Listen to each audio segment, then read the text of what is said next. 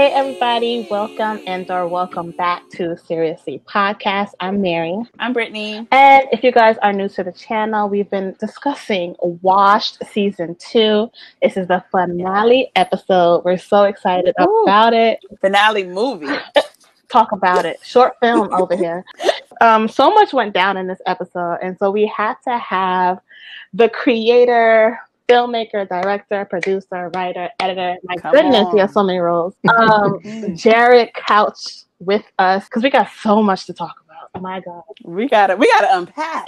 Welcome, Jerod. Welcome. Thank you. I'm so excited to finally be on. I feel like we're family. Y'all have done this is like 17, 18 episodes now, and when y'all list off all the roles, I get tired. So anyway, but I'm excited because the finale might be my favorite episode. I think it is my favorite episode. So it's an honor to be here. Oh, welcome. Yes, it's about time we had you on the show.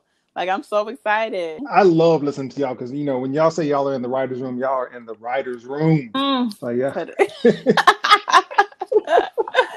We know we are there. Listen, Watch is a great show. Like, both seasons just been, like, one of our favorites, for real. Thank you. We, we put a lot of hard work here in Dallas, Texas, and really creating both of these seasons. We've been working on it for about three and a half years, so we appreciate it because, you know, when you guys first started reviewing it, we was like, wow, someone all the way from New York, like reviewing something that we created here in Dallas. It was an honor and it was exciting. Okay, so, you know, first question we love to ask is, what was the first web series that you ever watched? First web series I ever watched. The cliche one is Awkward Black Girl. Right? That's the one. That's the one everybody watch. So can I tell you some ones that I'm excited about right now? Let's do it. Yes. One out of Atlanta that I thought was really good. Sorry About That. I believe that's the name. So that one is good. If y'all haven't got on that one, the quality is really, really good. Okay, let me write that down. Yeah, y'all should definitely review that one. Tell them Wash sent you. But so that one, and you know, Giants is one of the ones I like, and they just announced that they're doing a movie. So I didn't even see that. Yeah, I saw that. That's exciting. So I like that one.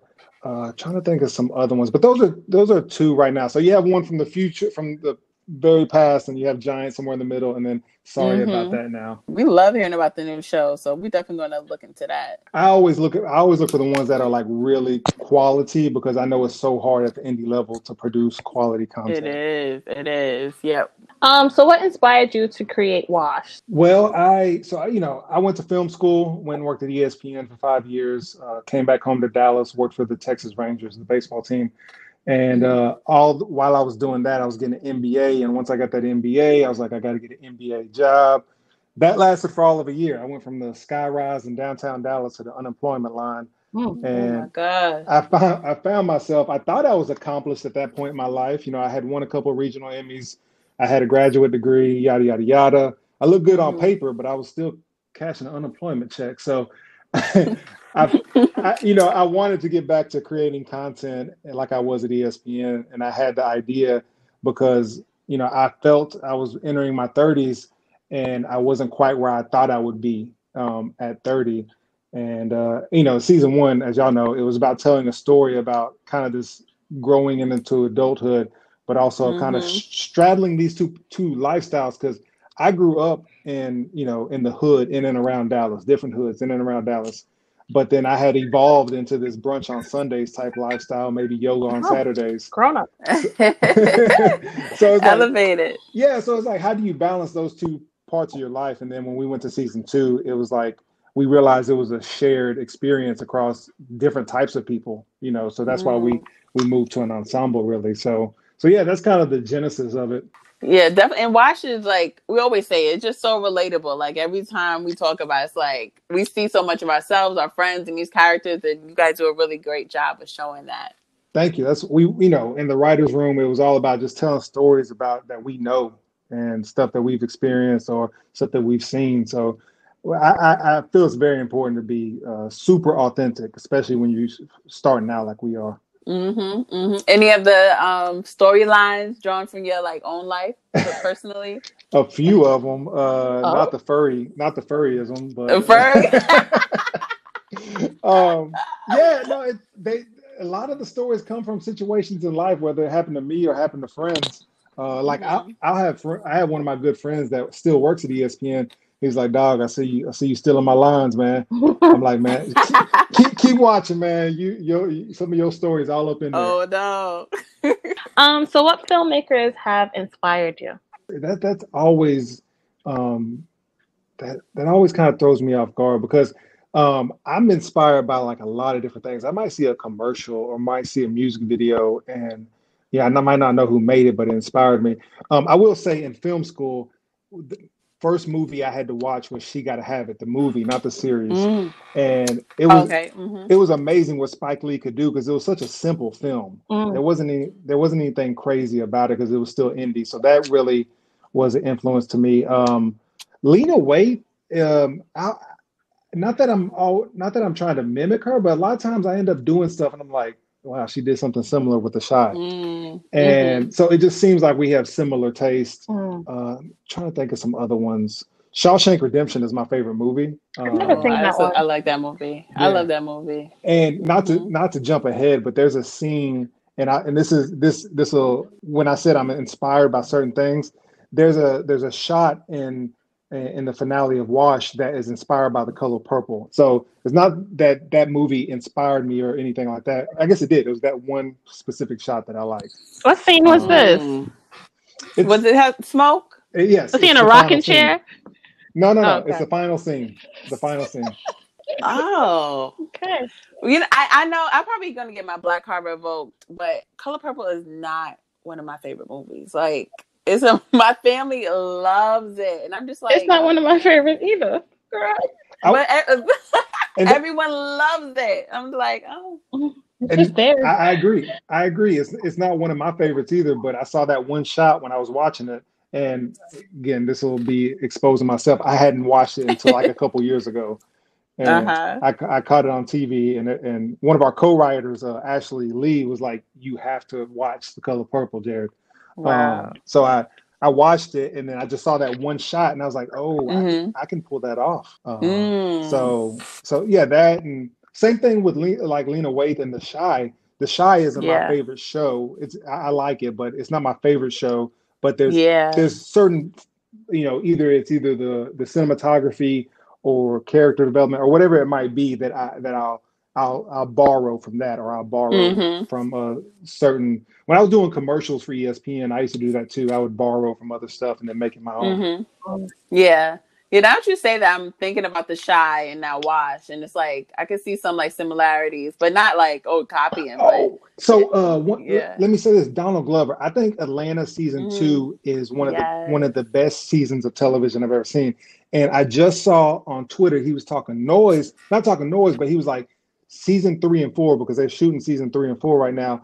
Is Mm. going to be. He said it's some of the best television ever. It's up there with The Sopranos. And I Okay. was like, for him to be talking, hyping it up like that, it must be good. So It gotta be. I think Atlanta, and you'll see some elements, and you saw some elements in season 2. So I'll tell you one thing: what I really loved about season 2 Atlanta, they would spend a whole episode with one character, and Yeah. we did that a couple of times with Wash this season. Yeah, but I definitely noticed that too. I love Atlanta. I can't wait for that to come back. Did they Oh, say when it's coming back? it has to be soon if he's talking about it because I think he's starting to build up some hype because he also talked about his album. So I think he's going to do like he did last time, drop the album, drop the season 3 because they're shooting season 3 and 4 at the same time. So Yeah, that's so Wow. I weird. don't. It Yeah. saves money if it's all in the same like realm, and they can just use locations over and over. Mm-hmm. I Oh, mean, it's true. interesting, like, to shoot both seasons together. Interesting to see what they're going to come up with because that's a lot of It's storylines right there because you don't want it's a to lot. bore the audience. It's a lot of Mm-hmm. writing. A lot of writing. Hmm. So what I love about Washed also, a lot of the actors are hands on with like the production Mhm. side. How do you like go about finding a team? Do you see stuff inside the actors like, oh, you'd be great for doing this? Like, how did that go and keep that relationship with them? So season 1 was really if you had a pulse, Hmm? come on, let's go, right? You That's what I alive? heard. Hold this camera. and that's not a knock on anybody, because we did discover some gems, some people that got an opportunity and like they are just naturally funny. Like, for example, Ashley Lee, good friend of mine. She hosts my college TV show. It was like BET 106 in Park, or like The Basement or something. But she turned out to be one of the favorites as far as actors, and she was a good writer. And a story about her is, so she was in like the pilot episode, and she didn't really have any. If y'all remember, they went to a strip club at lunch, and Yep. she didn't have any lines in the strip club. She wrote a scene. It's like, hey, what do you think about this scene? I was like, what? And I read it. I was like, cool, let's do it. And then it turned into her trying to pimp the stripper. So, in season 2, we grew from like 30 to 150 people, and it was a totally different dynamic going into season 2, because we added 4 reoccurring characters, which you guys have talked about, but we had like over 100, 200 people inquire about those roles. So it was a situation where like it was a real casting call, and the decisions were tough. The only decision that wasn't tough was Smoke, because he opened his mouth and I was like, there you go, that's my Smoke. That's the one. And on the production side, we brought on Jamaria Washington as a director of photography, and he's dope. Dude's a rising star. Yeah. Because if you could tell, this is Watch 2.0, not season 2. Like, it looks totally different. It feels totally different. And then you got other people like Hardy, who y'all talked with in the last episode. The dude is just a killer. Like, any phase of production, he wants to be involved, and he's gonna make sure it gets done. He's dragged me across the finish line multiple times in different phases, whether it was writing or production or post-production. So really, if the actors were vested in the project, and they want to see it get done, and they wanted to see a professional level, and if I knew they had the work ethic, I gave them the opportunity, because we still needed help, because doing television is hard, and if you're trying to do it by yourself, it'll never get done. So yeah, one of my sayings is I'm limited to my own ignorance. So I want people involved in the project, and I give people chances, and sometimes it turns out to Jamaria Washington, and we have a whole new look, but a lot of times, about 90% of the times, it doesn't work out. So it's just about giving people the opportunity, and if they don't take a hold of the opportunity, then you just let them go and you move on. Yeah, you're right. Got you. Speaking of opportunities, you guys are on Amazon Prime, right? How did that come about? Like, how does someone with an independent web series get onto Amazon Prime? So we're still independent. They didn't put up none of the money. They didn't take none of the risk. The situation is Amazon has a path that you can go through to get distributed. It's like self-publishing a book, but they have very stringent requirements. So whether it's the graphic assets or the metadata or the video itself, it has to meet a certain threshold to get on there. And it's hard. I almost gave up when I first started doing it, because you kept getting declined, or they say this is wrong or that's wrong. So that's pretty much how we kind of just went through the whole process and got it done. How long did usually the whole process take, you would say? So for season 1, it was a lot harder, because I didn't know what the hell I was doing. So it was like it probably took me about 3 months, and I had all the assets completed, and I had I kept submitting them. One of the hardest things is getting your captions right. So they're big about that. But yeah, it took about 3 months, and I never told anybody I was doing it. So when it dropped, it was just like one of those Beyonce drops. It was like, we on Amazon. Right. Midnight drop. Yeah. Yes. I was like, look at my team doing big things. And I'm always like trying to work behind the scenes and look for opportunities to get us on. Like, somebody asked me the other day, they was like, how did you get into like Dale Small But Mighty? I was like, it was a small business competition. And I was like, filmmaking is a small business. That's how I approach it. And so we were in Inc. magazine, and I was like, just because I looked at us as a small business and not just as a web series. You got to. I love it. So with Wash, especially with Wash season 2, what has been your favorite storyline to develop? Favorite storyline. Eric is one of my favorite characters because of the fact that he allows me to explore my college education. So anything that and then Hardy's a super smart guy too. So his ad libs enhance what I'm already thinking. So he's one of my. So I would say him and Jew, like because the guy that plays Jew, and y'all call him Jules. The guy that plays yeah, that's his name. So Jew played by Tony Williams. The script is just a suggestion for him, so you never know what's coming out of his mouth. He's always comedy, and I'm just like, what is this guy be saying? What is he saying? When he, I always go to Mary like, what was Jew saying? There's been like 2 scenes in season 1 when he came out in that church and he started singing the 5 heartbeats. I had to walk out of the room. I couldn't do it. And then in season 2 when he came in with that outfit on and then went up them stairs. Dedication. Yes, oh my God.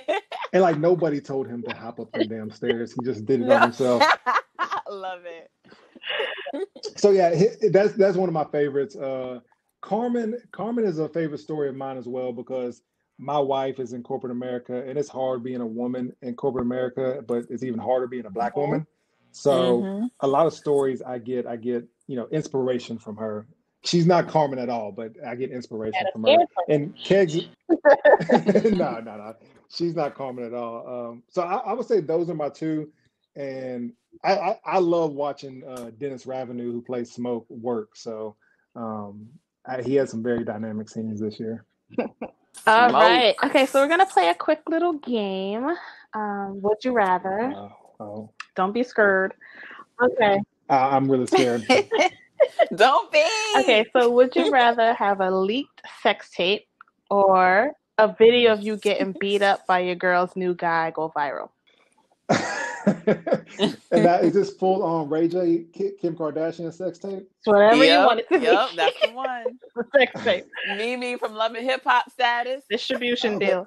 I'm gonna take the ass whooping because I've been on the receiving end of an ass whooping before, so it ain't nothing new. You should not be laughing at this. Sorry. But go viral though? Yeah, everybody takes an L, like Pop said, you fight with your hands, you live to, something like that. You live to fight another day. It's all good. We all can't be Floyd Mayweather and be undefeated. Even Muhammad Ali That's lost. true. Come on. All right. Next one. Would you rather live forever with no money or die at age 40, a lifelong billionaire? Ooh, I'm 35 right now. That'd be 5 more years. We'll be thinking. That's really hard because if you live forever, are you the only one that lives forever? Right. So you're always alone. With no money and nobody. See, I'm a personable guy, so I would meet new friends. True. I would meet the new Seriously podcast in 2090. Don't ask for no money. Don't ask for no money. Right. No. Remember that time you did wash? Listen, I already did wash on no money, so I'll do it again. I couldn't die. So we going with that? I couldn't say die at 40. I couldn't because that's too close. All right. Yeah. Would you rather only listen to old school music or music from today, that mumble rap, for the rest of your life? Old school music. I already listen to Marvin Gaye all day, every day. All day, old soul. Come on, that's me too. Yeah. And I love Marvin Gaye, Otis Redding, Harold Melvin and the Blue Notes. Oh my gosh. Yes. Do you like? I was just about to say, Bridges? Brittany loves some Leon Bridges. Yeah. Come on, he got that same sound. Isn't he from Fort Worth? I believe he's from Fort Worth, Texas. Yes, come on, Texas. Yes, he is. Yeah, no, I'm not a huge fan of Leon. I won't proclaim to have all his music, but I do have a couple of his songs on my playlist. Okay, so last one. Would you rather be able to read minds or know your future 10 years from now? I would say read minds. I'll say this: being the leader, you got to try to read minds, and I wish I could sidestep a few situations. Yeah, that'd be a good trait to have. All right, so are we ready to get into the finale? Oh, I'm ready. So, episode starts off. Maya is at her new man's Airbnb, if you will. Oh, Trent. yes, it And is. he is all over her. She's in complete bliss, and I'm like disgusted by the whole thing. So she's like, it's just Not a nonsense fan. that's coming out of his mouth. Ugh, Yeah, at nothing of all. So substance, she's like, really. he can't be this perfect. So she asked him, "What's wrong with you?" And he's gonna say, "You got me. I'm your Superman, and you're my Lois Lane." I threw up. I literally threw up. I want you my Lotus Lane. Like, where is he getting this stuff from? just stop right there. Stop Not right Drake. there. You know what we were channeling every time we wrote Trent? What? It was generic social media F-boy. Just He's like just in a whole lane in himself. Those dudes that always tweeting out, why do good guys finish last? Dogs, because it's because you tweeting like this. Get off social media and go do something. Yeah, he's the type of guy that I would meet and he would talk to me like this. The And I'm whole just time, rolling my eyes like, get away just from me, stop. please. Get away. But Maya, our girl, I don't know she eats it why. up. She's in a very much vulnerable so. place right So now. she finally says, I'm ready. And he takes her to the boom boom room. Camera set up. The boom. A whole setup. I said, what's this? He said Spike Lee. He said, I'm giving you The minute all I the saw the angles. camera, I'm like, The okay, he lighting. gives me I sell sex online immediately. Oh, and that's crazy. I don't think I thought about that. I just thought, here's Trent being a creep. Such a production. That means he sells sex. I could understand just a camcorder, your phone, like a small little camera, but he had a whole tripod. He had like 3 tripods up there. Low key, that was our production stuff from season 1. Really? Use your we don't need this stuff no more. Here, use that. Hey, to backtrack to that pool scene, so the folks that allowed us to use their mansion, they were watching from that scene from the balcony, and they were like, "What are they recording porn in our jacuzzi?" They said, "Did we agree to this?" The answer is yes. I would have been like, "Oh no, y'all gotta go." Oh man. Okay, so Trent and Maya decide to do the thing. At this point, I want to believe in my heart that Maya is not this dumb, but then again, she's just lost and she's just grasping at anything at this point. Because it's like, this is not even your man. Yeah. This is not your husband. This is nobody to you. It's not. And you agree to nobody. Because even the episode when he initially asked about it, she was like, "Well, if I'll try new things with my man, but no, I'm not into that." Now she's into it. Well, she told him to turn the camera off, to be fair. I didn't hear that. Yeah, I remember seeing that, but then didn't she say I'm ready? Yeah, so she said turn it off, and that's when the camera fell down and it was supposed to go off. But if you look really closely in the background, there's kind of a GoPro set up. You can see a red light. He is a pro. Yeah. You better go on. All right. Nah. Okay. So he did her real dirty. Yeah, he recorded her without her permission. And I want to add one thing. If you go back to episode 3 when the girls were talking at Carmen's house, and Tiffany had this whole line where she dissected everybody, and she was like, Maya's the naive Dorothy, Mark's the cowardly lion, and Carmen was the Tin Man with the rusty vagina. The heart. Yeah. Oh yes. She's Eveline. What you talking about? That's Eveline. It really is Eveline. No bad news. Talk about the whiz. No, that might be Claire. She don't want no bad news. So the next scene, real quick. This was a quick scene with He's a farmer. Yeah. Farmer. This Smoke. look was. I said, "Where's the field?" Like, he has so many jobs. He's a business owner, drug dealer, or drug lord, farmer. My goodness. Mm-hmm. He's hustle man. He got many hustle. Hustle man. So next scene, we go to Amber and Eric. Amber, she thanks Eric for being her knight in shining armor. This is their first conversation ever, literally since season 1. We was wondering, like, does Amber even know who Eric is? And she tells him that he has a good heart, and she gives us some Erykah Badu. I said, maybe singing is a very better much fit so. than comedy. Sis was holding that No note. one told her. I would definitely get in the studio and off the stage. Yeah, I was. Let's go to the studio. We've been trying. We have not been supporting Amber in this comedy, but You know what I related to is like, you got your old rapper friend that's still trying to make it like at 40 and nobody has the heart to tell him that he can't make it. Which ironically in episode, I think it was episode 1 on VR Bay, is everybody was like, damn, why isn't Maya supportive of her friend? She know her friend ain't funny. You gotta tell your friends the truth sometimes. Would y'all tell if y'all knew your friend was not funny, but they loved comedy? You would tell them? Yeah. Yeah. And I've had the thing about it is I wouldn't do what Maya did. I've had friends that couldn't rap, and I just like, all right, cool, all right, and just not really hype them like that. Yeah. Yeah, I wouldn't hype them, but I'd probably be like, oh, what about? There's definitely a different way you could go about it. She could have said, girl, you got a nice voice. How about you go to open mic, sing a little something? Nobody told her. Nobody. But Amber invites Eric to her set, and he's with it. So they kind of have like the tables turned and starting off a new leaf in their friendship. You know what kills me? When she was like, what's your dream? And he's like, some caterpillars never get their wings. I'm like, if you don't have a dream, just say that. Like, don't try to be poetic. It's uncalled for. Just say that. I never thought about a dream. I don't even know what that is.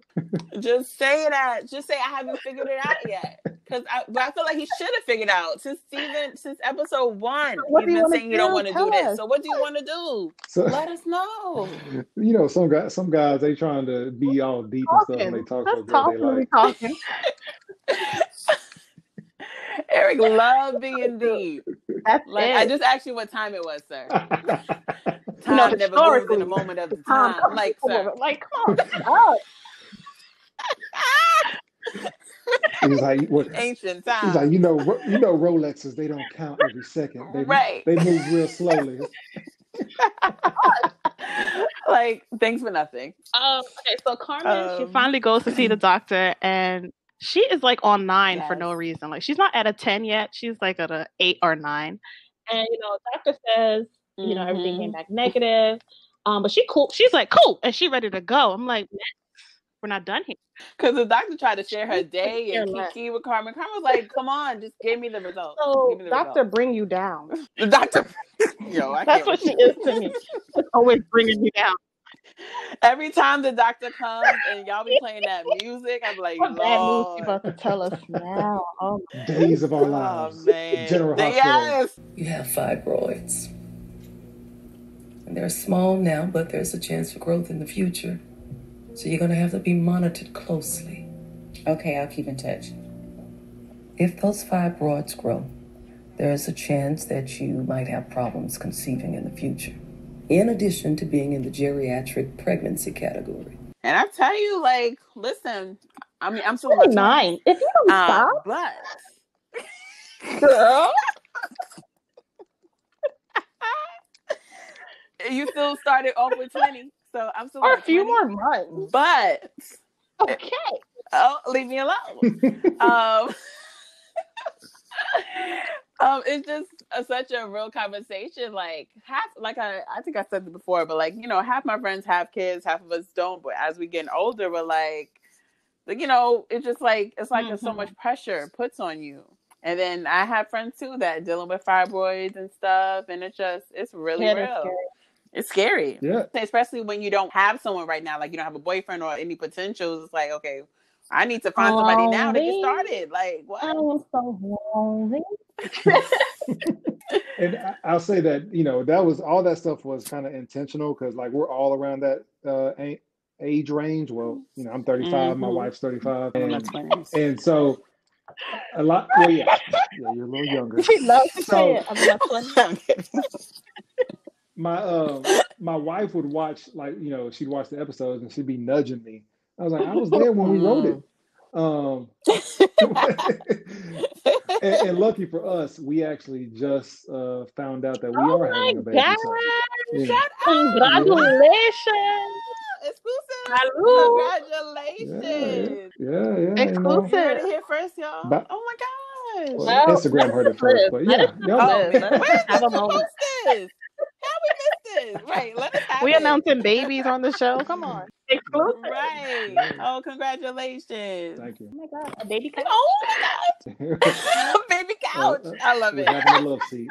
Oh, that's so cute. A love seat. Yes.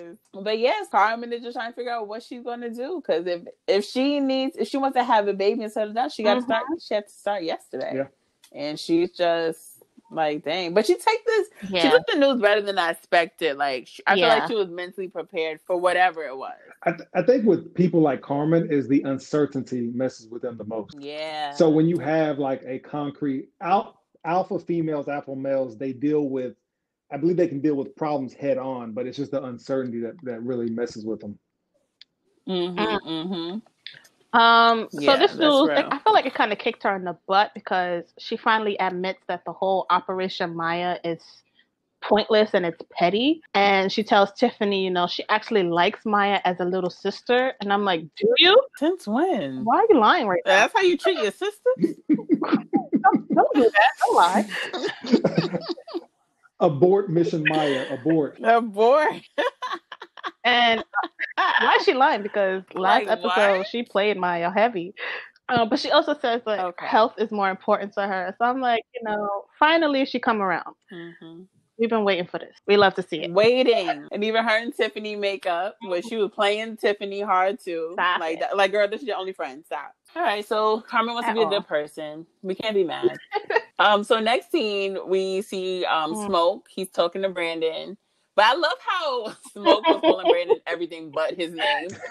I love that. And Brandon's such a suck up. Like, boy, you don't even know your name. Right? He does not know your name. You're trying to be down. What's that? I'm not even sure that was in the script initially, but I think he messed up on his name, and I was like, all right, love it. I was like, keep that going. Call him something new every take. That's hilarious. And Eric comes in and he's seeing Brandon there. He's like, all right, first of all, you in here more than me. Like, what is going on? You trying to take my spot? At this point, he's like, like, I am trying to take your spot. Like, he's trying to cozy up to Smoke and be his new second man. But Eric said, you want my old job? I'm like, sir, you still work here. What are you talking about? You got promoted somewhere? Let me find out. Eric's over in the East now, so I think he was referring to his old post because he's looking for a backfill, as they would say in corporate America. Eric is still doing drops, so he has the same job, in my opinion. Yeah, he does. I think Smoke runs a flat organization. There isn't much hierarchy. Okay, we all do everything. Yeah, we all wear many hats. Smoke does things different. But Smoke, of course, heard what went down at Chuck's, and he didn't like it. He did not like it. He did not like, Eric bringing awareness to his camp. This ain't even about Chuck. You're Federale's sidekick. Your fucking Federale's sidekick is in my crosshairs. Tired of all this inquisition about my squad. I say he good. And if you must know, you got a baby on the way. And I'm like, is that supposed to mean something? Like, that's your defense?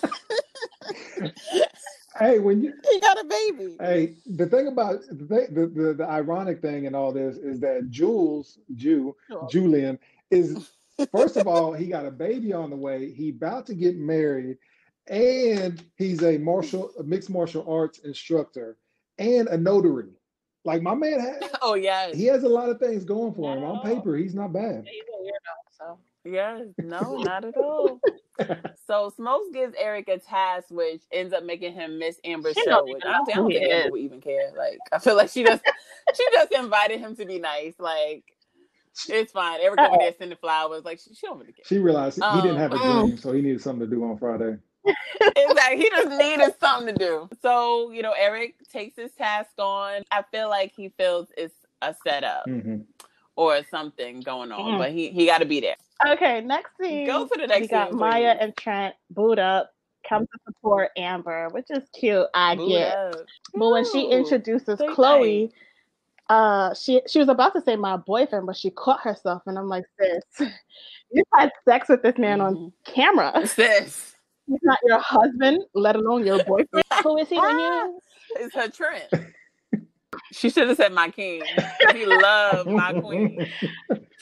So then Chloe's like, you look familiar. I'm like, yeah, girl, he's a porn star. You probably saw him on one of Chuck's videos. Like, but at this point, we don't know that.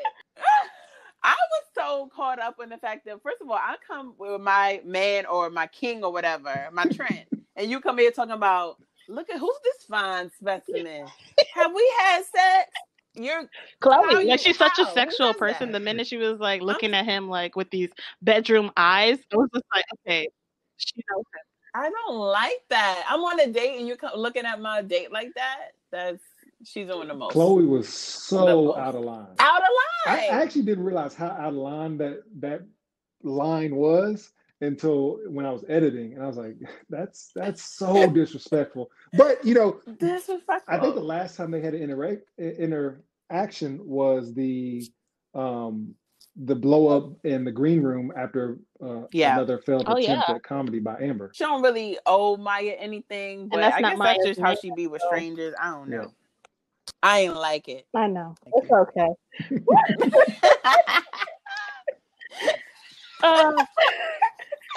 So Amber, she finally has her set. Oh my God, our confidence was there. Confidence was there. Outfit was giving me going to Whole Foods. Yeah. Always lounging. That's the vibe she gives me. Lounge. Old Navy. I mean, it was basic, but it was the most comfortable she's ever been on the stage. So I can't be focused on the outfit. Comfortable. So. She starts off by thanking Chloe for being a supportive friend. To Maya's surprise, I don't know why she's surprised. Because Amber's like, I want to thank a really good friend of mine. Been there. And Maya's smiling like, yes, she's about to give me a shout out. This is my time. She's like, Chloe, hey girl. And then, woo. And that everybody's Maya laughing and clapping except for Maya. Bowl. She's too busy thinking about the last discussion she's had with Amber this whole time. I'm like, girl, pay attention to the show. Yeah. And especially after their last interaction, Amber was through with her. So why are you here? You knew she couldn't have been talking about you, girl. What she trying to like? But like they didn't even say hello to each other. I think it was just the whole, like I said, it sparked the kind of Chloe shout out, and she didn't shout out her. She like I said, Amber was really done with Maya, and then she kind of thought about how the whole thing unraveled over the. But is Maya clueless to this information? Like, does she not know that Amber is done with her? Until she was at the show? She didn't realize it. Oh, wow. Honey, wake up. Yeah. People don't be realizing how they treat their friends until it's too late. Oh, yeah. Yeah, you'll go back and replay every moment after you have a falling out with a friend. But definitely the last fight, we were Amber, she should have been on that plane. She should have. I don't know why y'all made her. You made me miss my flight. You know I did it. Go to Maya's house. Listen, plot hole, okay? Amber, if you broke, just say you broke. Like, just do that. Like, you could have called Chloe. I'm so confused. I was going to use that excuse. I was like, she's a struggling artist, and now I can admit to the truth when it's a plot hole. But Amber, she did her thing. Amber actually kills it on stage. She got fans now. She did her thing. People loved it. The people them love her. Yes, man. Okay. And if y'all want a little insight to that, we always do. I'll give you some real insight. Yeah, that set wasn't that funny either. Oh, definitely not. But, So I had to do in post-production was make it more about their relationship and less about the set. So that is the reasoning for is that actor really a comedian? She wrote the sets, and that was another when we were talking about earlier about actors involved in the process is that gave her the leeway to write the sets. Okay, so the montage was a distraction. I mean, she got fans. That's all I know. But you see, I just definitely noticed she was like comfortable. Her confidence. You definitely saw the confidence change, and that's when she feels her best. In the it's supposed to be her big set, along with the social video that went viral. That's supposed to be like her breakout when she returns to herself. Full circle on them. Okay. Yes. Full circle. That's all that matters. So Amber and Chloe, they go back to like the house, and Chloe's like stuck on how does she know Trent, and then she realizes Tip-hole Trent. I knew that was him. He is a freak. And bless. Big bone, heavy structure. And Chloe is a big fan. She's the number one supporter of Trent guy. She's like, I know this man. I know him, y'all. I know him. She's been giving him $20 for a minute. She is for a minute. Subscribe. So, of course, his latest upload is the freaking video of Maya and him going in Kim Kardashian status. And then all of a sudden, everyone in the world. That's what I'm saying. Even Mark's parents. Everyone but Eric, it seems like. Right. And I'm also surprised we didn't see Mark's initial reaction. Yeah, well, I'm sure he saw it. If y'all notice anything in the wash world, things get passed around really quickly. Really quick. Everybody be on it. So Julius calls Eric and is like, you got to see it. But Eric's not. He's like, that's the sis, that's the family. I'm not even trying to be involved in that. Next thing you know, they kind of had like a hiccup with the phone, and Eric was like, oh, you got to hang up. But Jules was like, oh, don't worry about it. I'm recording the call. And then Eric was like, wait, what? Oh, never mind. I got to go back. What? Yes. Jewel is an op. Smoke was right. We were right. We said this in the beginning. Yeah, you I said no, see it but... being true. Well, you are in the writers' room. Know what I'm talking about. Y'all are definitely in the writers' room. We said this, and I predicted this sex tape going viral too. I knew it was getting out. So then we see the cops in the car listening to the conversation. They looking at why are they taking pictures of Drew and not Eric? That's what I was wondering. Is Drew really the op? Is he really? Is he the op, or is he being surveillance and he don't know? Yeah, you do. I don't know. We don't know. So you're right. Cut it out. I don't know. I don't know. Stay tuned. So he was recording. He's a weirdo. I've been telling you this. Maybe he's like 50 Cent. He records all his conversations because you never know when you're gonna have young Buck crying. Oh. Okay. All right. So He'll maybe he's tuned. not an op. I guess we'll have to stay tuned. We're gonna stay tuned. So Mark finally checks up on Maya, and sis is completely checked out. Like, she done messed up her whole home, not Trent's, because he lives in an Airbnb. And she really don't know where this man lives. Right. I'm being honest. And Mark calls her, and she's like, "Hey, babe. Yes, I'll see you." Like, girl, she's like in a daze, delusional. Because even he said, I don't know on the garage rooftop, and she walks downstairs with a bat. I said, "Girl," he said, "Rooftop, rooftop, man." When we were putting that together, I didn't think about that because the way that apartment is set up, you have to do that. The garage is detached from the building. Oh, so you kind of have to go up to go down, go down. You have to go down, go outside, and then go to the garage. And like they had like a valet. So in my mind, I'm thinking it makes sense. But then y'all are not the first person to say that. And I was like, oh, well, damn it. It was making sense to me when we shot it. We be peeping everything. Okay, but it makes sense now that you say it. I get it. Yeah, I mean it's a good lesson for me. Next time I'll just have her running up the stairs. Yes. Oh, so she comes out like Harley Quinn, ready to release her anger on the wrong one, because that's normal. I was just like, girl, that's not Trent. Wrong one. That is not Trent. I'm so sorry, baby. You ruined my life. This is your fault. You ain't shit, Mark. You ain't gonna finish shit. Where I guess if you was a good boyfriend, then I wouldn't have to deny your proposal, and then I wouldn't have to be in the dating world. Then I wouldn't have to met this guy and have my sex tape out. So it's all his fault.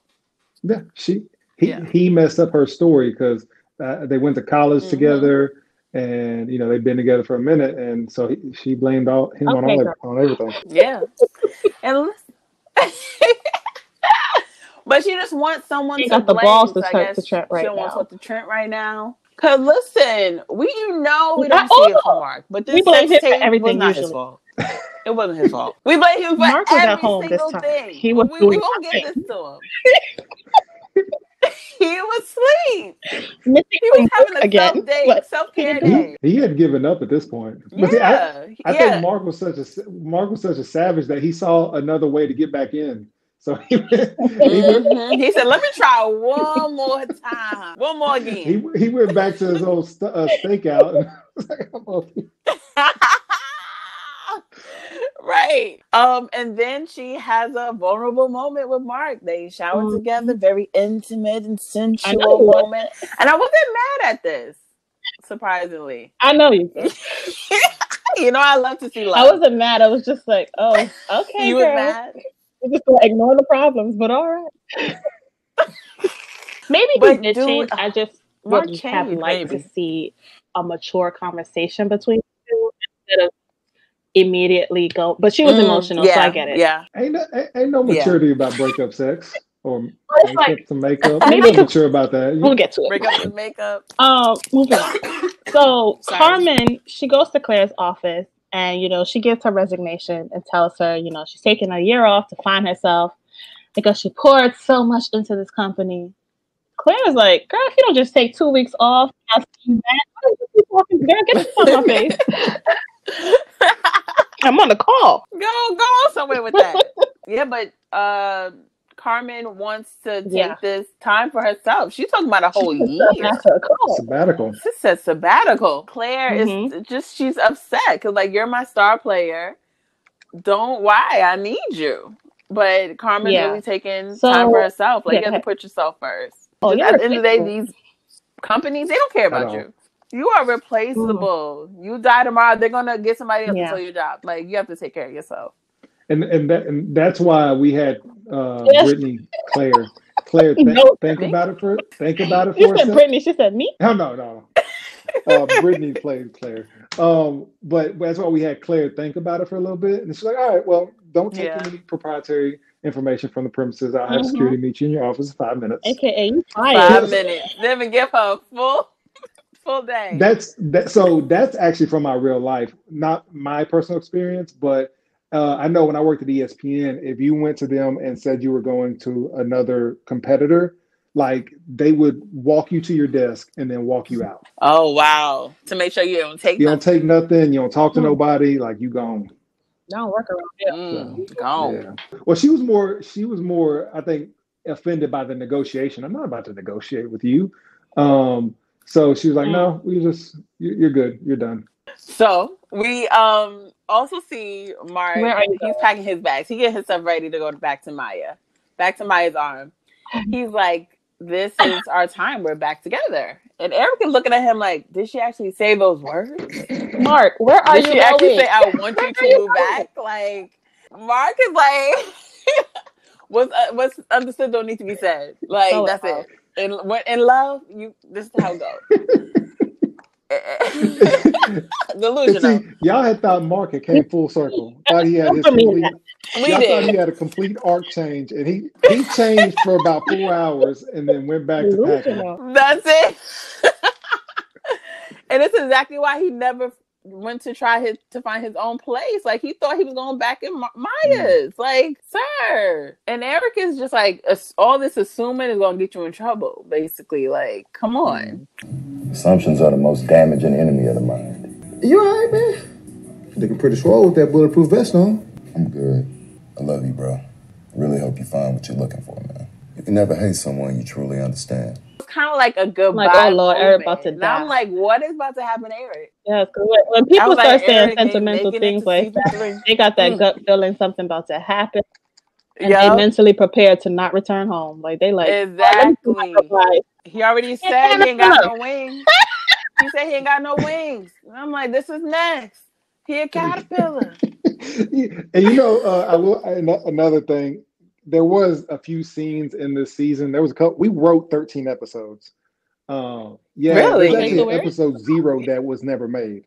I won't tell you what it is, but I'll send you the script. Unless you want to know what it is, I'll just tell you what it is right now. Yeah, give us the exclusive. We like to have the exclusive on our show. Okay, so since we're never going to make it, but So episode 0, it existed in this purgatory between season 1 and season 2. Obviously, it's called 0. Mm-hmm. And it was built up as Mark and Maya's wedding. Ooh. And I'm telling you, this is the only episode that I wrote by myself. And I think it's funny and I think it's good. But you don't know it's a dream until the very end when he pulls the veil over and it's the white girl. It's a comedy. And, oh my gosh. Yeah. Well, then from a director standpoint, I wanted to whip the camera and like rush it down to the end of the aisle, and Maya's at the end of the aisle, and then pull back out, and you see the whole crowd like in this kind of like crazy with mascot heads and doing kind of a raid. Furry. Just like, you know how dreams be crazy sometimes when you just So that's what I wanted on some like Lovecraft stuff. But so we got to the middle of shooting and we just ran out of money. And there was a couple other episodes that we had to just take scenes out that would have gave you more context to other stuff. Like, so there was a scene, just to bring it back to what we were talking about, there was supposed to be a scene between Ju and Eric, kind of that moment, like, you know, we're about to go into Smoke's establishment, that we just ran out of time and money that we couldn't shoot. That would have built up that suspense some more. Right. Yes. Oh, okay. We got the exclusive, y'all. Number 14. That would have been good. I would have been tight. I wanted to make it so bad. So Amber, her new agent Chloe, Chuck Smallwood, and this Larry. Yeah. This businessman, you know, he comes, they have a meeting, he offers this like TV comedy special deal to Amber. But the downfall is she has to continue working with Chuck first. And she's like, it's a no for me, dog. Yeah, but Amber declines because she's like, I want this success, but she went down that path already. She's not doing it in my ring. No. Did y'all know she was going to decline? Because the you don't know until the final montage. Right, you don't know. Because honestly, if she was going to decline this, she shouldn't have even came back like to his establishment. Like, you're already still working with him. So but this was hands-on. This was like, he has to be like the executive producer of your comedy, and you have to do everything. You know what type of comedy he likes. You know. So. But I'm glad she didn't take it. Yeah, no, and that was one. That was a discussion at the end. We was like, we cannot have all these women sacrifice their morals. I know.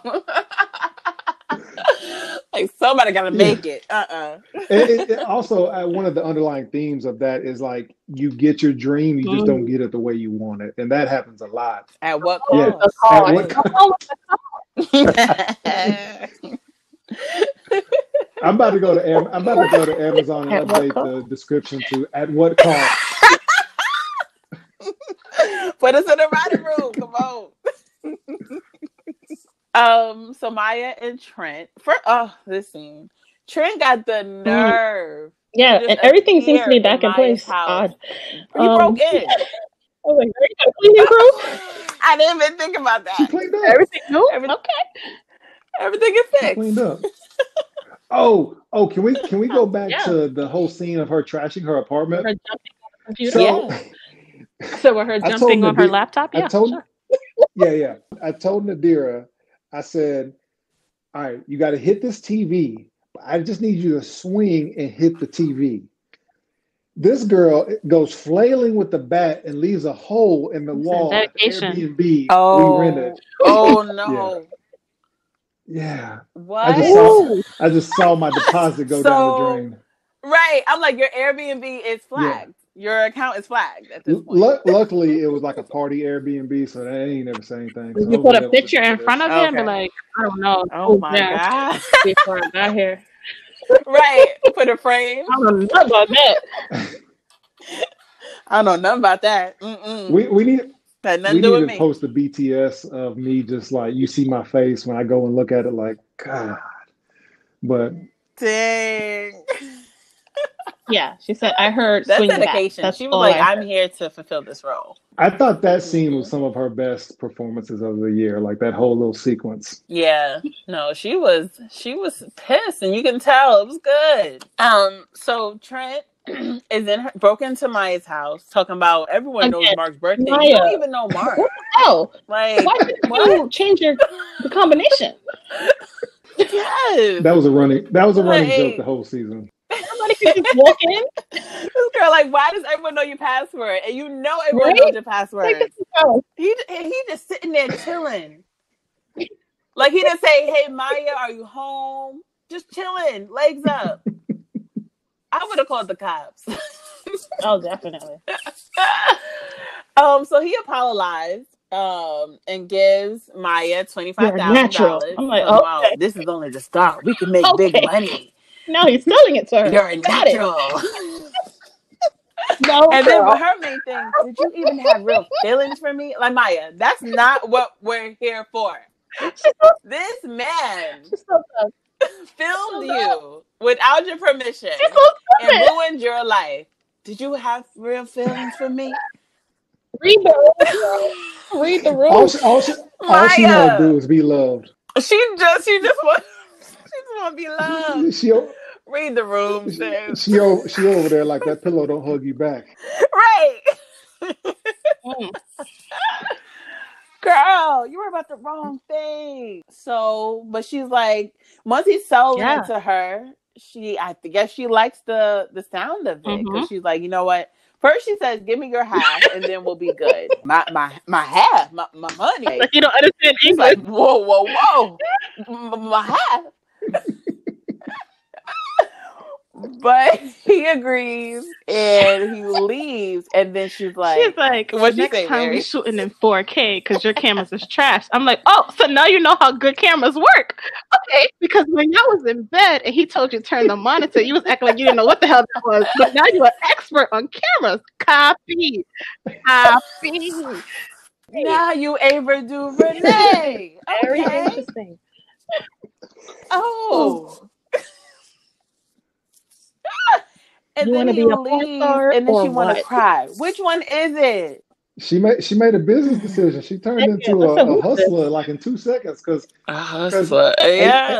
She knew HR wanted to meet with her at 8 a.m. on Monday. Her job was, and there's clearly something like alluring to her about having sex on camera with this man. Otherwise, she would not be considering this side hustle or career change. Yes, but then also that's not $25,000 for one video. But no. But was sounding cute. Did Well, Trent is very popular, and he has a lot of people that are subscribed that don't know they subscribe and keep paying him. But I don't want to jump to the next scene, but when we do, I want y'all to do the math on Trent's hustle. Taking us to school. Ugh. The math on Trent's hustle. Tired. Yes. We go to the next scene. I'll explain the math. All right. So before he sends Carmen a text, $5,000. I'm like, I said it. Find his fee. And I'm shout out to Wash Rewind. I was on it 2 weeks ago.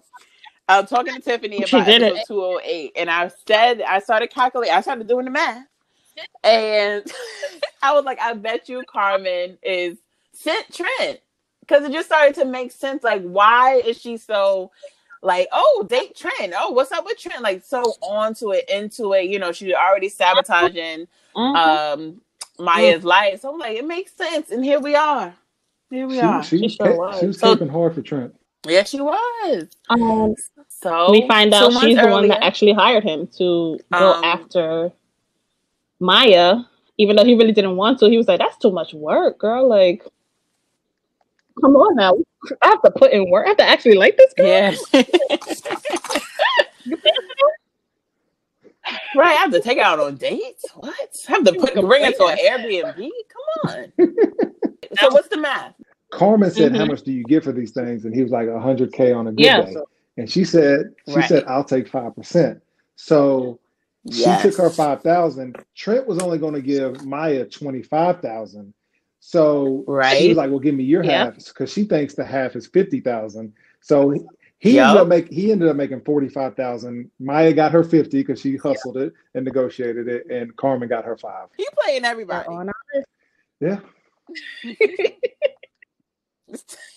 He never left the list.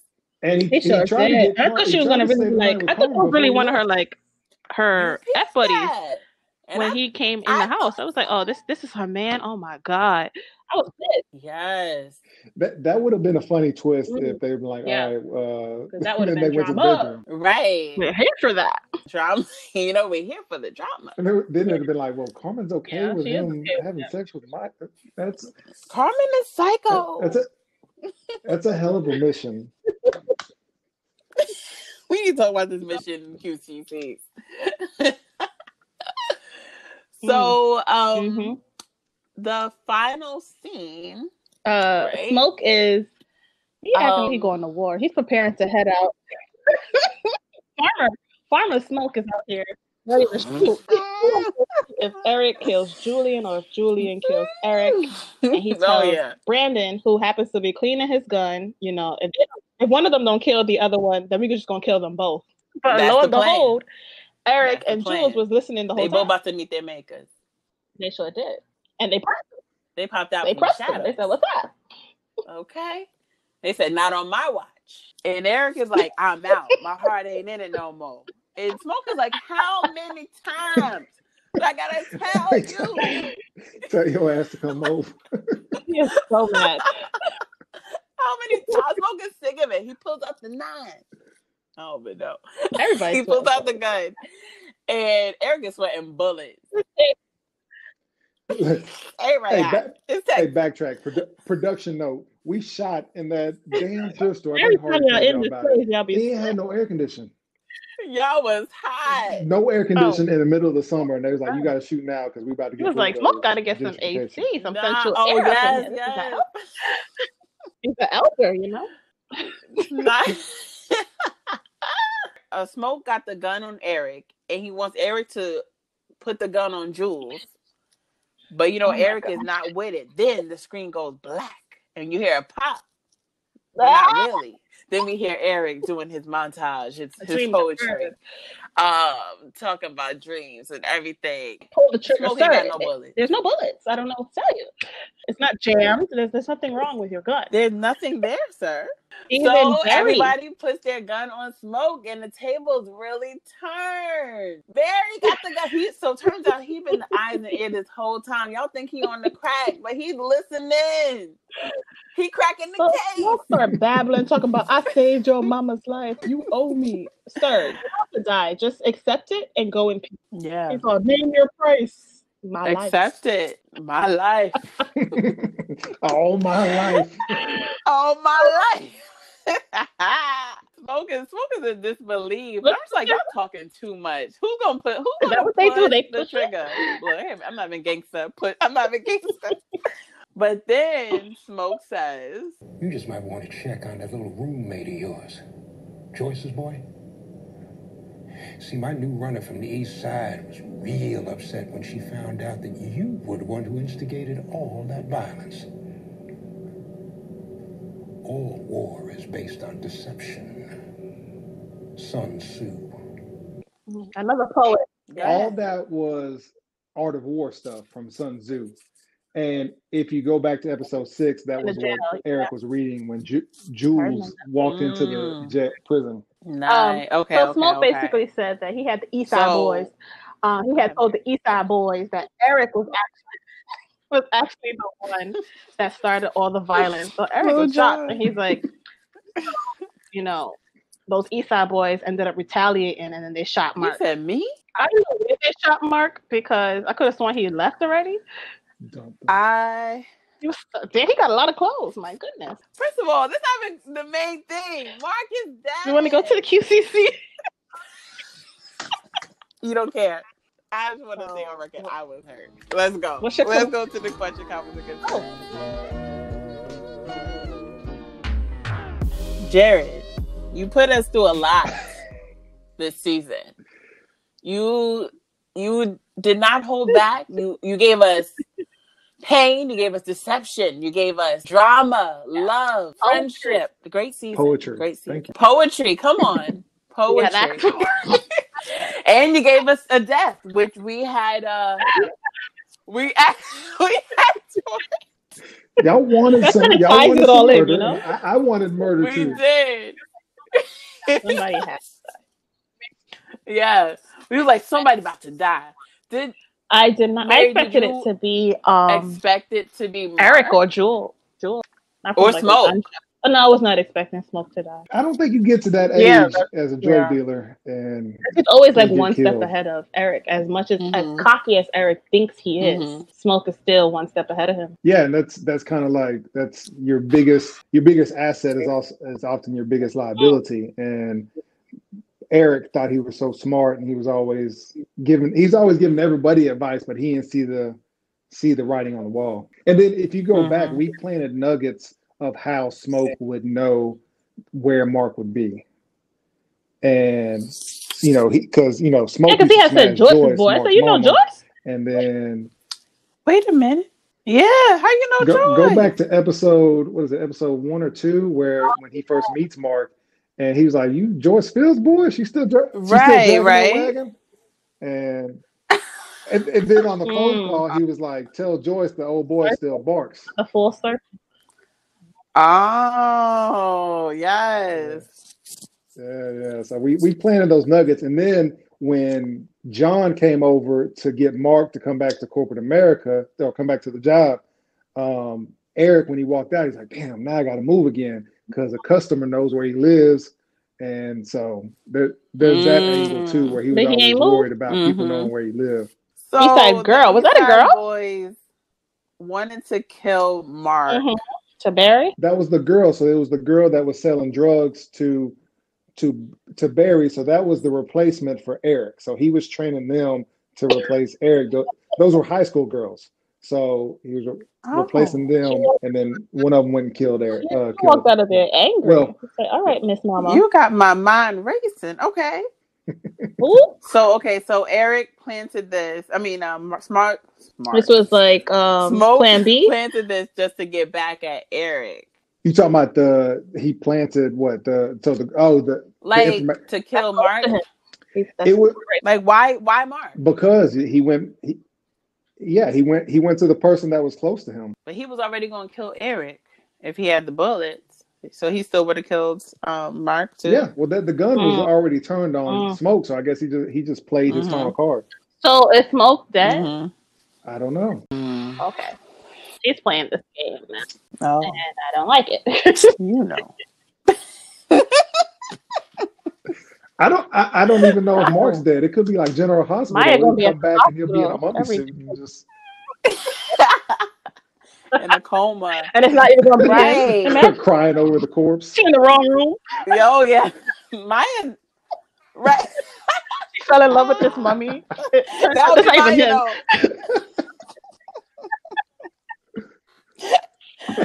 Not even him. Stupid. If Mark is dead, Maya is not going to handle it well. No, I don't think anybody's going to handle it well. No, Eric, that's his best friend. And Eric's already introspective. Like he's always thinking about his plight and his position. Of course, he's yeah. But does that mean that he's not going to even want to leave the game now? Now he feels like he has to stay in it almost. Yeah, possibly. Or what reason? Yeah. Wow. I know, he was going home. I know we talked bad about him, but y'all have to do that. Hey, I'm glad y'all saw some things coming. I'm glad y'all didn't see that coming. But, she was at work. Sometimes you got to put an F-boy out of his misery. At work, this would not have happened. Maya is possibly a porn star. I definitely don't think she was ready to get back. I don't even think Mark, she was expecting him to be coming over. No porn star. No, he would have came with his bag. She like, what? What are you doing? Yeah, she probably. I need space. Like that was just a one-time thing. I would have loved to see that. Vulnerable. Like she left the door open, but that doesn't mean like for you to come in. Just for we'll see what this could happen. What could happen? There was an alternate ending where as Trent walked off into the elevator, Mark came out the opposite elevator with his bags. And Maya had just agreed to be a porn star. Because I was like, he's in this hallway for quite some time. If you don't just leave this building already, before Mark finds him, Mark is gonna fight him again. Yeah, I actually thought Mark was gonna come in when Trent had like had Maya on, like, tossed her on the couch and held her down. Yeah. You probably would have tripped I thought over Mark was gonna something come in and like, you don't fell. fuck with me. Like, I it's could see kind of like Mark the doing same that. thing. He gets to defend his honor and her honor. I just had sex with her. Right. Like, evidently I did as well. So, Everyone saw it. one of the scenes that really threw me off was during the time where everybody's like watching the sex tape, and Brandon is watching Maya give head, and he's like doing the movements himself. Is this something he wants to do in life? Like, listen, I have no idea. I wasn't there when they were shooting that because I was setting up another scene and I let Nadira direct that one. Oh, but it's funny. I was but low-key it wasn't. thinking that he might be just gay because remember when a few episodes back when he was asking his brother, like, "You suck dick?" Like, I was like, "You're kind of obsessed with dick. Like, what's happening, brother? What's happening?" I mean, I guess he kind of just was resigned to the fact that movements that's what he with does Maya. now, I was so. like, okay, yeah, okay. Okay. He's like, what's happening here? Wash is he was into Wash it. Wash is an inclusive show. So goes. if that's where he goes in season 3, that's where he goes. Come on, love wins. Love does come win. on. Will we ever find out what happened to Jules' burning voice?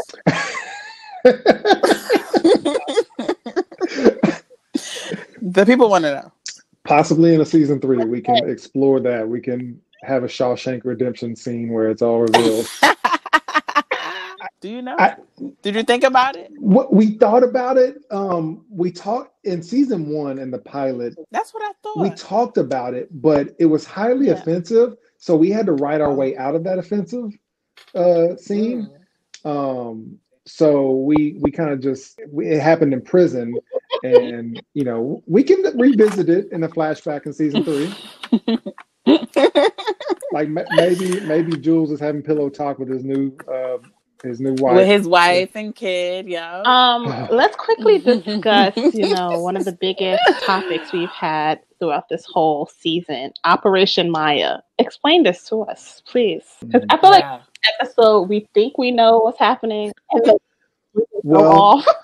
Yes. Like, what is the plan? What exactly was the plan? So from the start, the plan was Carmen. I mean, as y'all know, Carmen didn't like the way Mark was coming at her, and so Carmen had to get back at Mark. So how does she do that? She goes to the person that he wants the most, his biggest weakness, and I think it was a strategy of isolating Maya, right? And it's kind of, it's again, the art of war is to isolate your opponent and attack on all sides, if that's possible. And that's really what she did. She found her a new love interest. She, when she saw the opportunity to take Amber out of the picture, she did her best to ruin that relationship. And then on top of that, she was planting seeds with Mark, making him seem even creepier and undesirable. So Carmen, we approached it because she is the alpha female, corporate America, cutthroat, no love, right? The way corporate America treated her in the end is the way she was treating Maya. And she was just doing, she had no love for Maya and she saw her as a pawn. Yes. And did she take it too far? Probably. Yes. It's a yes. It was like, girl, the mission, like, you could have stopped a long time ago. Like, once, even though, but at the same time, she still had to get her to Trent to get her money with Trent. So that was really her main issue. She had to get the money. Well, no, Carmen, she said in that scene, she's like, this isn't about the money, but I don't do shit for free. Oh, okay. So she was like, give me my 5% because I'm making this happen. But, the main thing is to break this girl. And, when we were writing that scene, Ashley was like, they're going to hate me. I was like, how can we make her more diabolical? Same thing with Smoke is like, how can you make them more evil? Same thing with Chuck. It's like, how can you, raise the stakes as much as you can. And we probably could have went further, but I mean, you can't hate Smoke anymore because, he killed Mark. He has 13, 14-year-olds slinging drugs for him. Yeah. Come on. Yeah, so it's just, how can you make them, what's the word? Is it called sadist or sadistic? Like that's, that was the goal. Yeah. Y'all Why achieved did it Trent because even agree we was to this upset. whole thing? Because he could have got any woman to perform in his videos. I mean, I guess that's a good question. I mean, she's the one he could have. I think there was not a sexual relationship between them two, but obviously she knows him from somewhere. So there is that, either that business relationship or they know each other somehow. We didn't go that far into background. Maybe Ashley did, because Ashley does a lot of that, like super deep background stuff. Like she had Carmen's whole life like mapped out since she was like 5. Same thing with Maya. Like she wrote their family structure and how they grew up and all that stuff. So she might have. I should ask her that, and maybe I should start doing that. Yeah, because it makes you like give them a reason to why they do the things that they do, like how they were brought up. Yeah, it's definitely a great way to go about it. I'm very detailed, but Ashley loved those backstory stuff. I definitely think if they don't kill Smoke, I don't know how they would live their life, because Smoke will find a way. I love to how he kill didn't them, like get like, scared. You're not going to put a too, gun on at me his and age, expect to live. you would think, he'll have like a heart attack or something. Smoke ain't scary. You too much. Like, hey. Moment, I'm excited. I can't. It's like he's like, you really gonna do this? Dead on this like, floor dude, right you now. really just pulled the trigger. You wouldn't care. You literally. Yes. Like, and he did it with no like thought, just boom. Like, you really was gonna kill me. I'm supposed to be a son to you. Oh man. So what's next? Like for Wash? Are you thinking season 3? What are we doing? What's up? A lot of that is dependent upon getting some money to do this. Having talked to other creators, specifically the guys that made Giants, I relate to them now in that it took a lot out of me. I know it took a lot out of other people, but like I don't even get to clock out on season 2 of Wash until like next week. Really? So we've been going at it for a couple of years, but yeah. So I mean, there's plenty of ideas and content, and I don't even think we scratched the surface with Wash. Some of my regrets is like not having a married couple, not having somebody with a kid. Like season 2, we really got not lost, but we really went into the storylines, and we kept washed elements, but I would have loved to seen a married couple. But yeah, so we're gonna keep pursuing it, and we're gonna try to get this in front of Netflix or some streaming platform, someone that would put the money up to produce a season 3. We would love to have the awkward black girl to Insecure trajectory. I don't know if that's our destiny, but we would love for it to be. But personally, I'm working on a new pilot for a new series. I was about to say, listen, at any point you want to run some ideas by us. Listen, we're available for the You just let us know. Y'all joking. I've actually thought about that. Okay, well, I know you guys have seen. Y'all watch a lot of good stuff and bad stuff, and that's all washed, encompassing good and bad. Yes. But yeah, no, I'll definitely run stuff by y'all. So yeah, I'm working on that and working on a couple of short films. I know Ashley Lee is writing a short film. So I'm kind of resigned to the fact of doing pilots and short films from now on. Really, doing a full out indie series is a lot. Yeah, like I can imagine. And like, I mean, and I told people, I was like, we just released 10 short films, basically. That's true. Yeah, y'all gave us long episodes, packed. Yeah, y'all did y'all thing. Yeah, it was a lot. It was a lot. I think it's my favorite episode. Episode 7 looks really good as well. So I like episode 7 as well. But 209, we leave it all on the table. No, y'all killed it. Like I'm telling you, we always said like Wash is definitely one of our favorites production wise from like even season 1. Like y'all always been on top. Thank you. And that, my approach going into season 2, I thought season 1 we were good, but I didn't think that was going to get us to great. And I don't know if we actually got to great, but I think we definitely leveled up from season 1. And again, a lot of that is due to Jamario Washington took the camera out of my hand. I didn't touch the camera this year. And he brought his gaffer, Sean Lyons, and then Hardy really stepping into the producer role as well, really, amplified the show. And then Nadir Shakir being an AD as well as a star actor. And then let me mention in the writer's room, we had 6 people in the writer's room, even gender split. And then including y'all. Yeah. 8. And then we also had a consulting room. So we called it our red team, where we would get the drafts to a good place, and then we would throw it to the red team, and they would poke holes in it and send it back. Thank you. We were trying to get, we tried to do as best as we could and control what we could control. It wasn't perfect. One of the things y'all said early on is y'all wanted more action, like killing. And yeah, I think that was us. Hardy.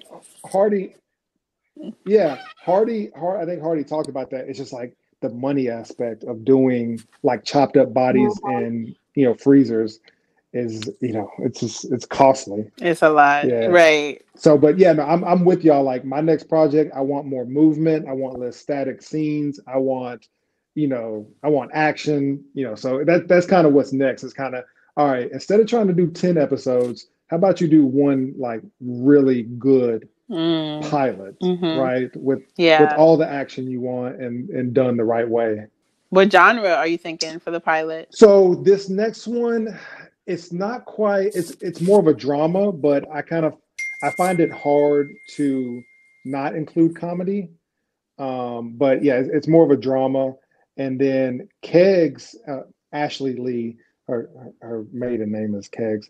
But Kegs, they're working. Her and Jamario love like horror thriller. So that's not really in my lane, but I'm here for it. Like I'm willing to learn. And if I'm not the director, I'll just be a producer and make it come together.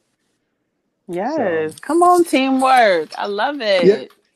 And that's the great thing about season 2 is like, it's about building your team. Y'all know this. It's like building a team of folks you can rely on. I call them the killers. Like, we had one 25-hour day, and we did like, I think Hardy told y'all about that. We did like 6 hours on Friday, 15 hours on Saturday, and then 25 hours on Sunday because we couldn't get that Airbnb again. Yes. Wait, so do you like being in front of the camera? Because you give us some acting in this season too. Last season too. I'm wherever there's an ID to check, I'm there. But I am a trash This season you actor, actually had lines, right? I do not want to be. No, you held it down. Oh yeah, and we added that scene where I was asking for his barber's number. And like what? That scene, the scene didn't have a purpose. Like it was just, we kind of threw it in there so he could get into that episode. But yeah, no, it was fun to be on camera. But I actually took some acting classes. One of the things is we had an acting coach that was in town that was associated with our casting director, and his name is Jamal McNeil, and he coached Taraji P. Henson. He coached Octavia Spencer in The Help, which she won an Oscar for. He coached Kendrick Lamar in Power, I believe.